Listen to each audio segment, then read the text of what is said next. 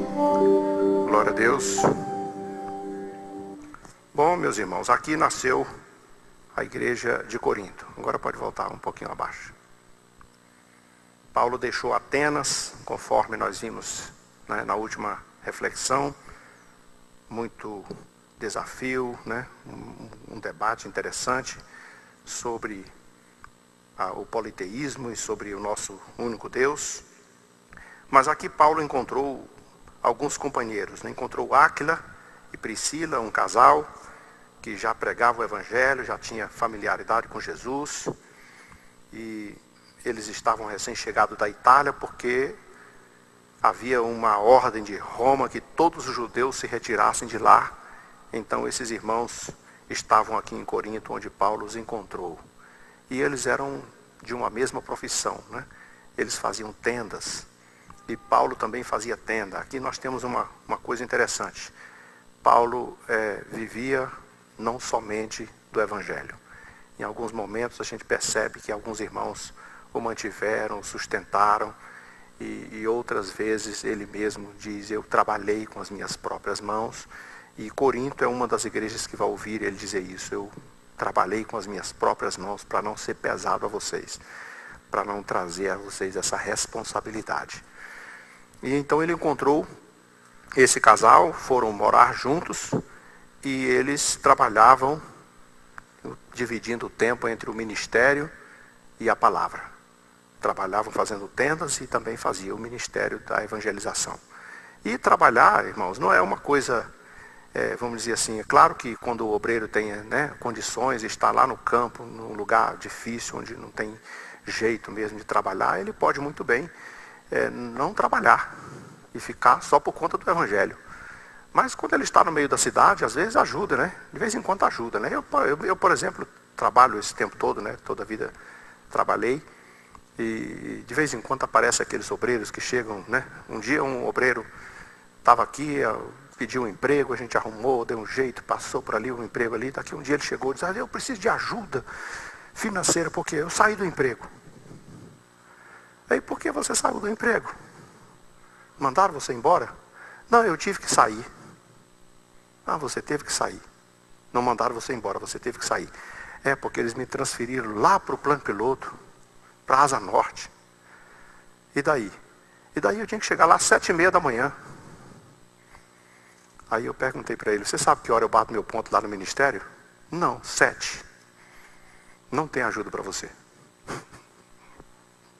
Meu Deus do céu, onde que mundo nós estamos? É uma coisa assim. E não são poucas as ocasiões, né? Um dia um obreiro me chamou aqui numa congregação e disse assim, eu quero entregar a igreja aqui agora, nesse momento que eu estou passando. Aí eu fui lá, recebi a igreja, e ele falou assim, eu tenho aqui uma pessoa para substituir, uma pessoa que eu nem conhecia. Aí eu digo, bom, então deixa eu conversar com ele, né? Trabalha aqui com você, é obreiro, trabalha comigo aqui. Aí eu fui e perguntei para ele assim, rapaz, meu irmão, tudo bem, como é que você está? Você trabalha de quê? Ele disse, aí é que está a coisa boa, não trabalho. Aí eu disse, não trabalha? Não. E você vive de quê? Deus manda. Você não serve. Obrigado. Deus te abençoe. Pastor, pode deixar que eu mando outro para cá, tá?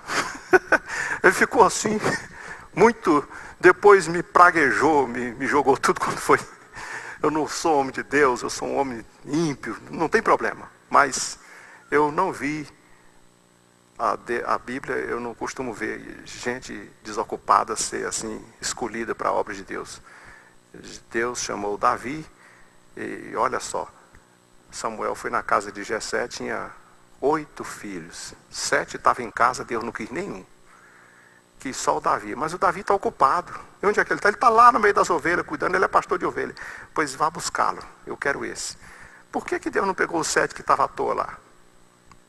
Por que Deus não pegou Moisés quando ele estava à toa, foi pegar ele lá no meio do deserto, pastoreando ovelha? Então tem algumas coisas. Por que no meio de lá dos israelitas, quando Gideão estava naquela batalha lá, por que tudo quanto é homem que estava lá escondido, Deus não chamou, foi chamar Gideão que estava malhando o trigo? Podia ter deixado ele malhar o trigo dele lá, mas não. Então tem algumas coisas que são fundamentais. Não é que o obreiro não tenha o direito de viver pelo ministério. Não é que ele não tenha esse direito. E a Bíblia diz isso, ele é digno de duplicada honra. Ele tem direito a esses honorários. Ele está trabalhando e não se deve amarrar a boca do boi enquanto ele come. Mas o obreiro não pode se valer disso para não fazer absolutamente nada, se ele tem condição de fazer. Ele precisa também ter a responsabilidade. E eu acho que o melhor exemplo que nós temos aqui é Paulo. Porque ele tem ocupação ministerial, ele tem muita tarefa, ele tem muita alma para ganhar, ele tem muita pressão no ministério, tem muita gente precisando dele, e tem a perseguição, e tem açoite, e tem tanta coisa, e tem obreiro que ele tem que socorrer, e tem ajuda para os irmãos que estão mais distantes, mais pobres. Mas ele encontrou tempo para fazer tenda, de ganhar alguma coisa, de se sustentar, no momento que precisou se sustentar. A gente vai ver em outras ocasiões, outras igrejas, outros irmãos, olha, os irmãos me mantiveram, me sustentaram, me socorreram na hora da necessidade, glória a Deus. É para isso mesmo que a igreja serve, para compartilhar, para viver essa parceria na evangelização do mundo. Mas o obreiro precisa da consciência de que quando pode, ele pode trabalhar. Então, todos os sábados, olha, veja só, ele trabalhava, fazia tenda, mas todos os sábados ele estava na sinagoga, persuadindo gregos e judeus a ouvirem a palavra, a questionarem, a falarem sobre o amor de Deus. E aí então, quando veio Silas e Timóteo, você se lembra que Paulo estava em Atenas, e disse, fala para o Silas e para o Timóteo voltar urgente, vir para meu encontro urgente.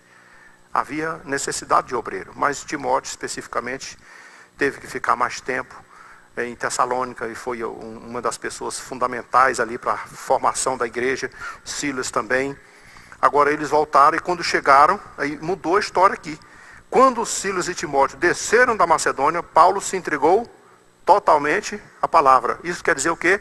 Não faça mais tenda, porque agora existe uma necessidade mais urgente, mais necessária. Então, tem algumas coisas que são configuradas conforme a necessidade. Aqui eu posso, ali eu não posso. Nesse momento eu tenho condição, naquele outro momento eu não tenho condições. Mas Deus é responsável em todos os contextos. Deus abençoa quando você trabalha, abençoa quando você está engajado na obra. Deus é o responsável, é Ele que sustenta. Porque se você trabalhou e ganhou, foi Deus que te deu. Foi Ele que te deu saúde, foi Ele que te deu condições, foi Ele que te deu oportunidade. Ninguém diz assim, eu vivo as minhas custas. Ninguém vive as suas custas. Quem vive aqui as suas custas? Eu trabalho. Tá bom, você trabalha porque você tem saúde. Quem te deu a saúde? Você trabalha porque você conseguiu um emprego. Quem te abriu essa porta? Quem te deu condições? Tudo foi Deus que deu. Nós não temos nada. Nós somos simplesmente mordomos daquilo que o Senhor nos confiou. E Ele nos confiou nossas casas, nossos filhos, nossos cônjuges. Ele nos confiou nossas responsabilidades, nosso trabalho, nosso ministério. Tudo foi o Senhor que nos deu. Então, ou trabalhando ou não trabalhando, eu dependo de quem? Do Senhor. Mas com esta consciência, Paulo, quando precisou, trabalhou, quando precisou engajar-se no ministério com dedicação integral, dedicou-se e em todo o tempo ele esteve à disposição do Senhor para servir. Então ele se entregou totalmente à palavra, testemunhando aos judeus que Jesus é o Cristo. Ele foi responsável por esse posicionamento cada vez mais convicto. Mas havia oposição. Você sabe que sempre houve oposição. Saiu um dia desse da Pérea, saiu de Filipos, tudo some daqui, não queremos ver você aqui, e ele vai andando conforme a direção de Deus. Não está dando certo aqui, eu vou para lá. Mas incrível, todo lugar por onde passou, nasceram pessoas no Evangelho. Passou ali por Tessalônica, foi expulso da cidade, foi escorraçado da cidade, mas quando ele virou as costas, nasceu uma igreja, com a semente que ele tinha plantado. Passou aqui por Corinto, tem uma pressão em cima dele, uma perseguição, mas nasce uma igreja. Porque o Evangelho, irmãos, a Bíblia não diz que a palavra não volta vazia. O Evangelho é assim, você prega que uma pessoa se converte, já é resultado maravilhoso, porque quanto vale uma pessoa? Às vezes eles dizem assim, eu trabalhei lá, mas só uma pessoa se converteu. E se essa pessoa for Moody? O Moody pode se colocar na escala com ele 1 milhão. E se for Billy Graham? E se for um desses grandes pregadores da palavra que tiveram resultado positivo no seu ministério, então uma pessoa pode valer muitas outras pessoas. E Paulo tinha consciência da sua responsabilidade. Mas a oposição vem. Se você pensar que o evangelho é ser oposição, está enganado. A vida cristã é com oposição. Se você quiser ser servo de Deus, fiel, andar comprometido, se prepare para ser provado. Para ter oposição. Porque o inimigo está aí. Se você disser assim, meu Deus, não tem ninguém, está tudo bom demais, está tudo certinho, tudo abençoado, não falta nada, está tudo às mil maravilhas. Então é melhor você desconfiar. Tem alguma coisa errada aí. Você não está incomodando ninguém. Quem diz por aí que o evangelho é o evangelho só da bênção, só da glória, só do trono, só das pazes, das vitórias, está realmente equivocado. O evangelho tem luta também. E é por causa das lutas que nós somos vitoriosos. Então o evangelho tem prova, tem dificuldade, e você vai fazer uma coisa boa, está fazendo uma coisa para Deus. Olha só o que aconteceu com Paulo. Vai preso, é açoitado, mas ele está ali, serve ao Senhor, e o Senhor lhe dá vitória. Então, nesse contexto agora, houve oposição, blasfêmias, e aí então Paulo teve que fazer o que Jesus ensinou. Sacudiu as vestes assim, olha, eu não tenho mais culpa do sangue de vocês. Eu fiz o meu papel. Preguei, dei o testemunho que tinha que ter dado. Vocês não querem, então eu vou sair. Saiu dali para a casa de um homem chamado Tício. Esse homem era justo. Ele morava ali vizinho da sinagoga. Mas o principal da sinagoga veio a se converter com toda a sua casa. E então, ouvindo muitos dos coríntios, estava com perseguição, estava com provação, estava com luta, mas muitos irmãos se convertendo, irmãos lá naquela cidade. E teve Paulo uma visão durante a noite e o Senhor lhe apareceu. Agora deixa eu dizer uma coisa para você. O que aconteceu com Paulo em Filipos? Passamos lá um dia desse. Ele foi preso, amarrado, colocado lá no interior do cárcere, açoitado com varas.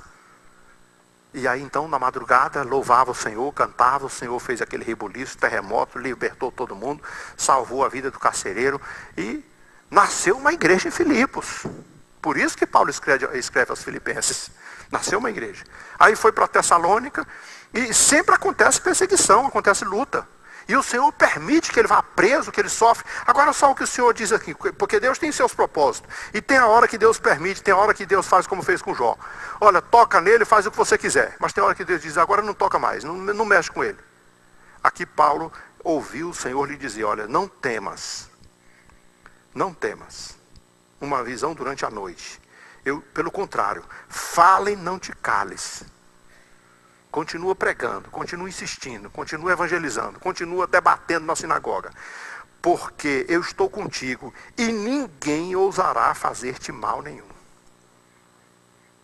Agora veja como é confortante. Você está na luta, na prova, sofre a perseguição, sofre a pressão.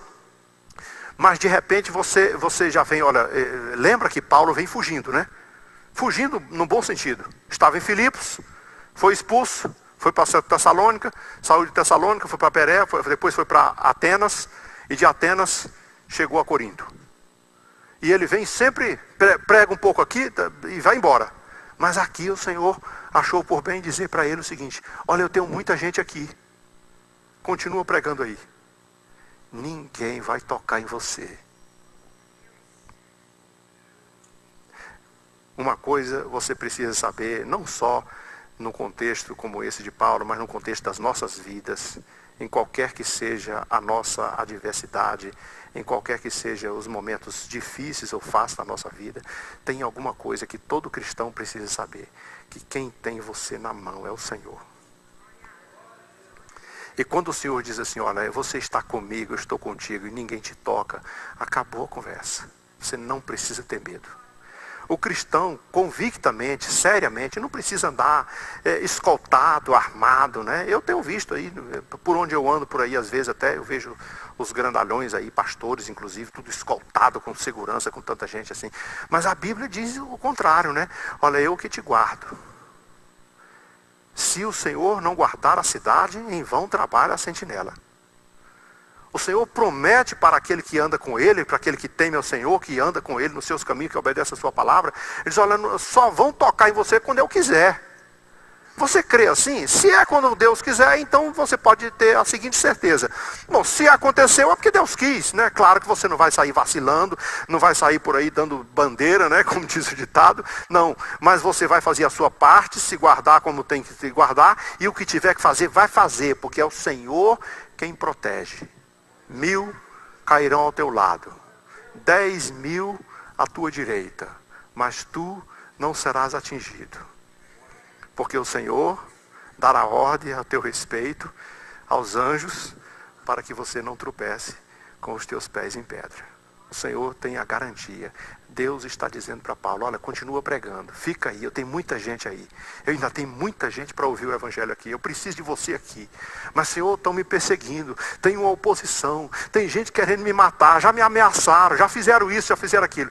Não se preocupe, eu estou contigo, ninguém tocará em ti. Vou fazer o quê? Se você ouve isso, irmão, não é, se você ouve isso do delegado, não é a mesma coisa. Quantas vezes a pessoa chega assim, delegado, fulano de tal me ameaçou, disse que vai me matar. O delegado diz, eu vou botar uma escolta, e bota não sei quantas escoltas, o cara morre do mesmo jeito. Porque o delegado não dá conta de segurar. Acontece até dentro das famílias, né? Um sujeito ameaça o cônjuge, a mulher ameaçada pelo marido, a polícia põe lá 1001 coisa, mas morre do mesmo jeito. Agora, quando Deus diz assim, é eu que te guardo, 1000 cairão ao teu lado, 10.000 à tua direita, mas tu não serás atingido. Porque não existe lugar mais seguro, irmãos, do que o centro da vontade de Deus. Você pode se cercar de um exército, pode se trancar dentro de uma fortaleza e pode colocar um muro de guardas armados te vigiando. Mas não protege quando Deus quer. Um dia desse eu vi uma cena de um mosquitinho. Esse mosquitinho da dengue, ele é um exemplo disso. Ele foi lá e o mosquitinho ferroou uma pessoa e ela pegou uma dengue hemorrágica e correram com a pessoa para o médico, vai daqui, vai dali, puxa daqui, puxa dali, não tem jeito. Daqui a pouco o médico desiste e falou assim, vai morrer sangrando. E morreu sangrando. Agora você imagine, o cara é do tamanho de um brutamonte, herói de guerra, poderoso, se tranca dentro de uma fortaleza, coloca um exército com 1000 homens guardando ele, protegendo de tudo quanto é lado. Aí um mosquitinho desse tamanho entra lá e ninguém vê e ainda mata. Para Deus é assim que funciona. Não tem quem se guarde de Deus, não tem quem se esconda de Deus. Mas quando Deus esconde alguém, aí ele garante, aquele que habita no esconderijo do Altíssimo, à sombra do Onipotente descansará. Deus deu a Paulo uma promessa, continua aí, porquanto eu estou contigo, ninguém ousará fazer-te mal, pois tenho muita gente nessa cidade. E por isso ele permaneceu ali há 1 ano e 6 meses, com pressão, com perseguição, com ameaça, com tudo quanto foi jeito, mas ficou ali 1 ano e 6 meses, e você não ouviu mais história aqui, bateram nele, expulsaram ele, espancaram ele, prenderam ele, fizeram isso, fizeram aquilo, não, ele ficou debaixo da proteção de Deus, porque quando Deus garante a proteção, ele garante mesmo, ele dá essa proteção. Quando, porém, Galho era procônsul da Caia, olha só, levantaram-se os judeus concordemente contra Paulo e levaram ao tribunal. Agora vamos pegar você. Agarraram ele por aqui, vamos levar para o tribunal. E aí chegaram lá no tribunal com aquela coisa de sempre, aquela mentira de sempre, dizendo, esse homem persuade os homens da cidade a adorar a Deus de modo contrário à lei. Bom, o procônsul poderia dizer, leva esse homem lá, prende ele lá, deixa lá, vamos investigar, vamos averiguar, vamos fazer qualquer coisa. Mas sabe o que ele disse? Nesse dia, ele foi usado por Deus. Ele disse, sabe uma coisa? Quando Paulo já ia falar em sua defesa, ele atravessou. E declarou aos judeus, se fosse uma injustiça, um crime, uma coisa maior, uma gravidade, olha, com certeza eu ia resolver esse problema, eu ia atender vocês. Mas se é uma questão da palavra, de nome, da vossa lei, tratar isso vocês mesmos, não vou me meter com isso. Se vira, e saiam daqui, não quero vocês aqui. Expulsou-os da sinagoga, de lá. E Paulo foi para onde? Pregar o Evangelho. Pregar o Evangelho. Quem é que guarda? Quem é que te guarda? Quem está com você durante o dia, durante a noite, na madrugada, em todos os momentos? Quem te segue quando você vai para a faculdade, quando você desce do ônibus sozinho ou sozinha? Quem é que anda com você quando você está em qualquer lugar da vida? Quem é que te protege, que te dá segurança? Quem te guarda das doenças, das praga nenhuma chegará à tua tenda? Quem é que dá essa garantia para você? É o Senhor.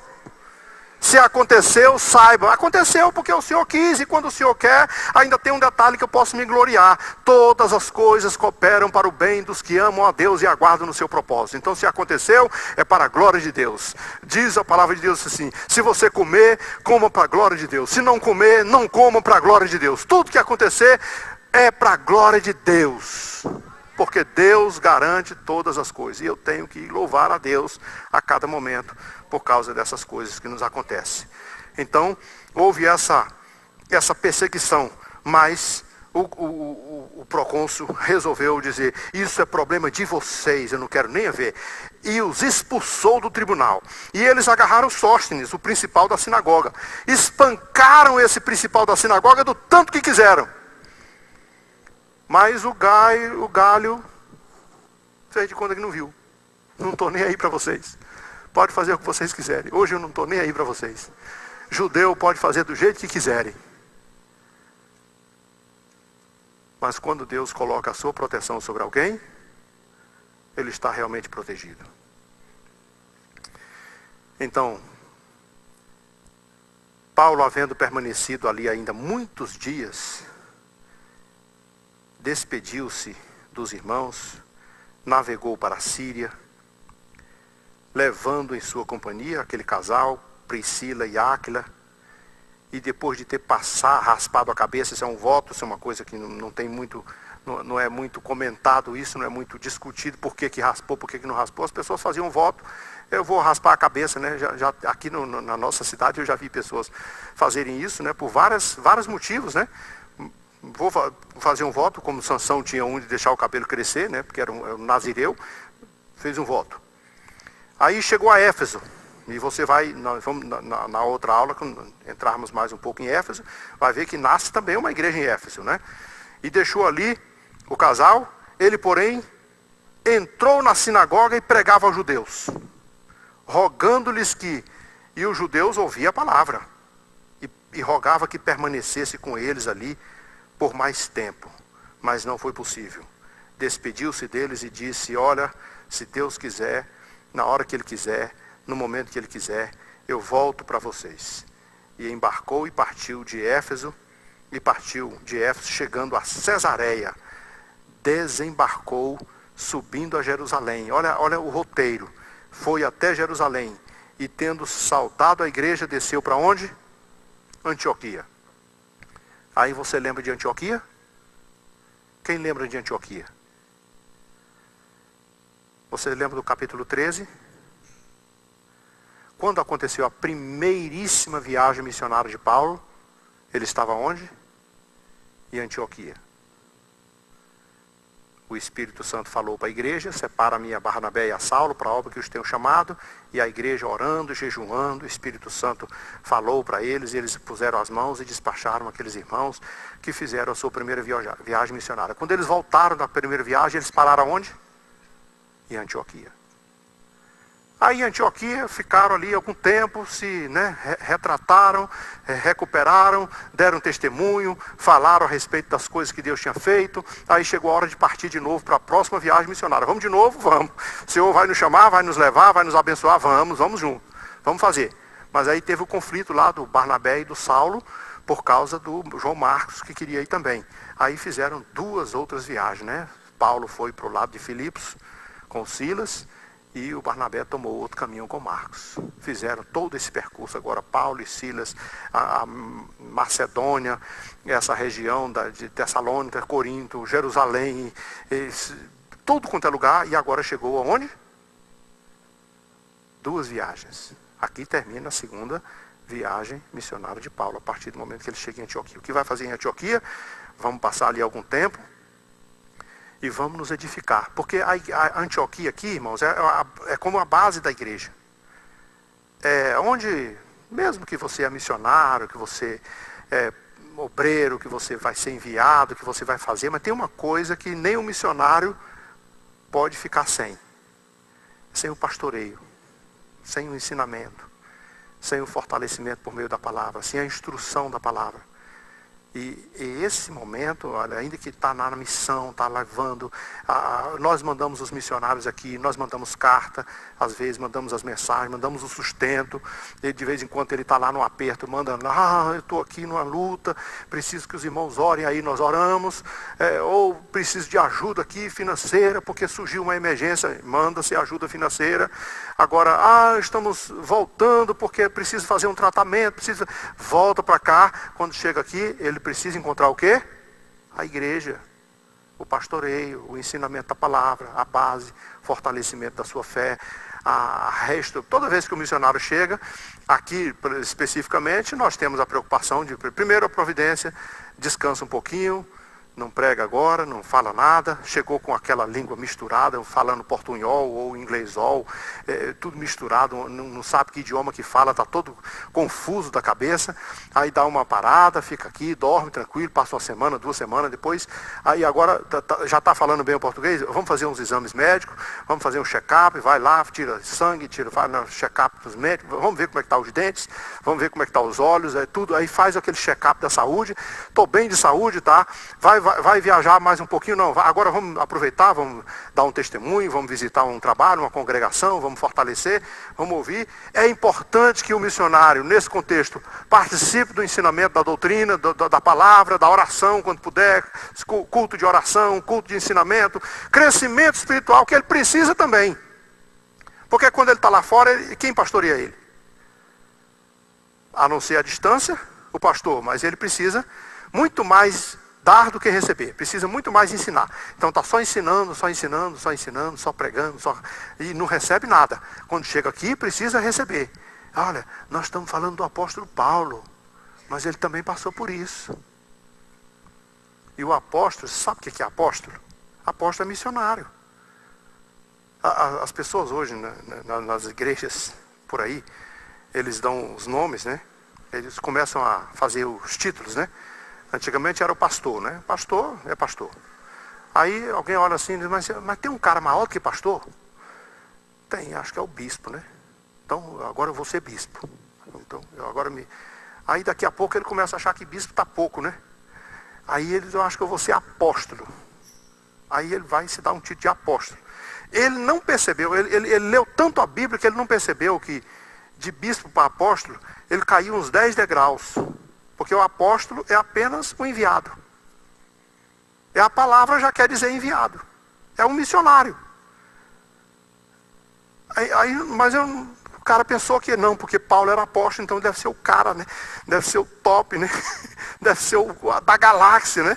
Se puder, daqui a pouco vão consagrar sumo sacerdote, vice-deus, eu não sei como é que está essa questão aí.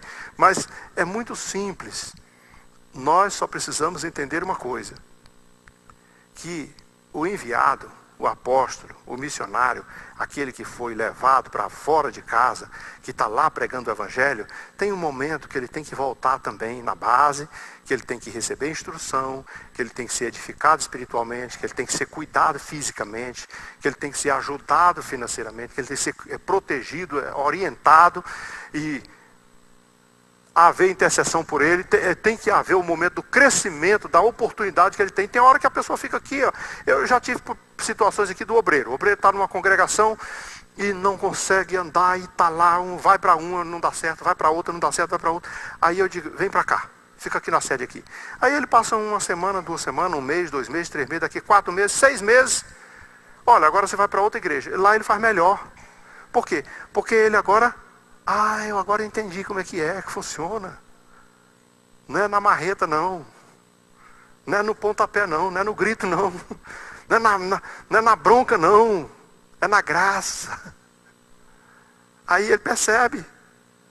Então ele precisa de crescimento. Então aqui nós paramos a terceira viagem, a segunda viagem. Vamos começar a terceira viagem logo na sequência. Mas eles passaram ali algum tempo. saiu depois, atravessando, né, a região da Galácia, da Frígia, e você vai ver que nasce igreja por onde Paulo passa. Nasce igreja por onde ele passa. O evangelho é assim. Eu costumo dar o exemplo do balde cheio d'água. Quando você pega um balde bem cheio d'água, e se você for caminhar daqui lá para a porta, você não consegue chegar lá caminhando nesse passo que tem assim, esse solavanco assim, sem que em cada passo derrame um pouquinho. E o cristão é assim, cheio da graça de Deus, do Espírito Santo, por onde ele passa, ele vai deixando um pouquinho também daquilo que o Senhor tem colocado na sua vida para edificar outras pessoas. Por isso, nasce igreja. Nós vamos voltar então na próxima aula, começando na terceira viagem missionária, que é o versículo 24, do capítulo 18. E aí então passaremos a terceira viagem missionária, vamos a Éfeso, vamos ver os irmãos em Éfeso também serem batizados com o Espírito Santo, vamos conhecer o Apolo, pregador da palavra, homem cheio do Espírito Santo, vamos ver o ministério que o Senhor deu a esse homem, e vamos ver também a oportunidade dele conhecer as virtudes do Espírito Santo, coisas boas que tem pela frente, para a glória de Deus. Amém? Vamos agradecer ao Senhor e vamos orar, pedindo que o Senhor nos abençoe.